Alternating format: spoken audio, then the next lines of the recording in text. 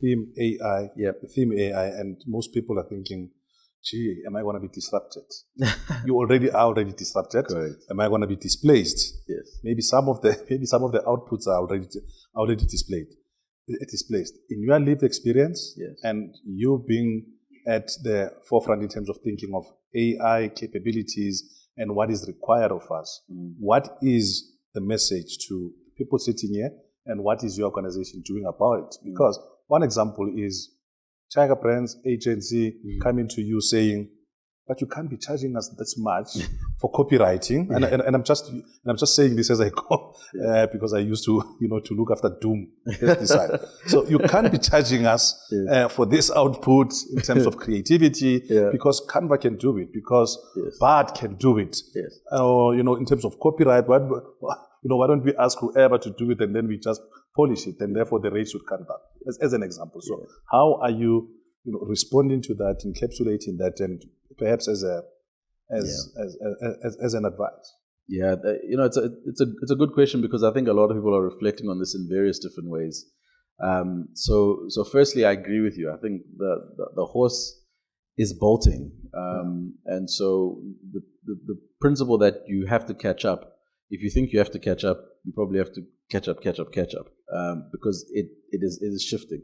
I think OpenAI said that the next version of ChatGPT is going to be 150 times better than the current version of ChatGPT, right? And the current version blows people's minds. So the horse is bolting. I think what is important, especially in service businesses like ours, is that there is a fundamental shift away from the things that informed our business models to better ways of thinking about value creation. In an agency work context, very practically, you've mentioned the copywriting thing, which is true. We've been running some tests to see if it is distinguishable when you have a creative output that comes out of a machine versus one that comes out of a team. So over the last 8 months, our team has been briefing specific projects through a process that we have that uses AI, and we've been comparing that to projects that have been done by human beings and seeing if there was a difference. And we are now at the point where we can show a piece of work to a client and they can't distinguish that this has come from AI and this has come from a human team, right? That's important. It's important. Why? Because unless you tell them that there's a difference, they won't know. And so the back-end process is important to think about, because in the beginning, in our world anyway, it took us 42 days to get from getting a brief to being production ready. Right? That was our timeline. And we were fast, right? We were one of the quicker agencies. You can get anything up to 60, 90 days, right? And when I gave the inspiration to my team to say, can we do all of this in 4 or 5 days? 8 months ago, they said to me, impossible. And I said, well, let's try. And so the journey we've been on is to get from 45 days down to 5 days. And I'm very happy to report that we can do it now probably in about 3 hours, excluding client intervention. That's the problem. Excluding. The delay is when the client has to approve. But we can get from brief to a fully fleshed out campaign in 3 hours, right? We do it, we call it AI Saturdays. So we've been able to do it for the last 8 Saturdays consecutively. So the reality is here. Now, what's been interesting is when I brought the team together to try this out, there was very clear laggards who don't even know what ChatGPT is. They've got no clue. And they got the very advanced ones who have been doing this for a while. When I put them all in a room and we ran this process for the first time, it was interesting to see the light bulbs start to switch on with people that didn't fully understand what I meant by being able to cut down the time. So think about the historical way you put together a brief, right? A client will send you a random message, a voice note. Hey, we need to launch ABC. It must be cool and it must trend. Send. Right? That's the brief from the client. True story. True story. Yeah. So now you receive this brief as an agency person, right? What's the first thing you're going to do? You're going to respond and say, we need a written out brief, client. Please use this template. Right? Client's going to get irritated and they're going to go, this agency is useless. And so they're not going to say anything for 3 or 4 days. Then 3 or 4 days have passed and then they're going to come back and they're going to say, where's my brief? And then you're going to write it for the client now, because you're like, okay, I can see they're taking this seriously. I better write version 1.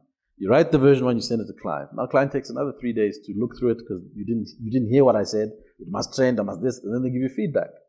7 days later, you've now got a brief, right? Brief is there and you put it into the system. What's the first thing? You go through strategy.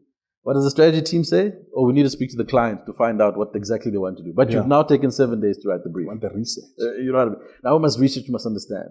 Right? And so it goes, and so it goes, and so it goes. That's 14 days, not a single output. Right? Not even closer to a better version of your first prompt.